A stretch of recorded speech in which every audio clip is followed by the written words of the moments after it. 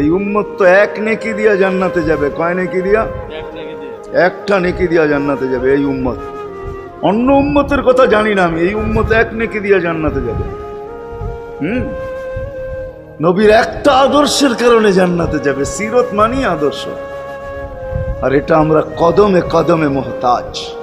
কেননা এই ছোট জীবনটা যদি গ্রহণযোগ্যতা পর্যন্ত পৌঁছাইতে হয় আল্লাহর কাছে, চাই নারী হই, চাই যুবক হই, চাই বৃদ্ধ হই, যেই মানুষই হই না কেন, যেখানেরই হই না কেন, যেই বাসারই হই না কেন, যেই বর্ণেরই হই না কেন, যেই পেশারই হই না কেন, যেই সোসাইটিরই হই না কেন, এই জীবনটাকে যদি গ্রহণযোগ্যতা পর্যন্ত পৌঁছাইতে হয় কার কাছে? দুনিয়াওয়ালাদের কাছে না, মালিকের কাছে, যিনি এক ফোঁটা পানির থেকে অস্তিত্ব দিছেন, যার কাছে আবার আমাদেরকে ফিরা যেতে হবে। পালানের কোনো সুযোগ নাই। এই জন্যই কোরআন আমাদেরকে বোঝায় আইনাল মাফার। আল্লাহ বলতেছে কোথায় ভাগবে তুমি, বলো কোথায় ভাগবে?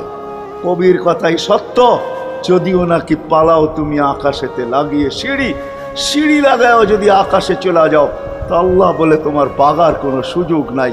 কেননা ইল্লা বিসুলতান, ওইখানেও আমার রাজত্ব, এইখানেও আমার রাজত্ব,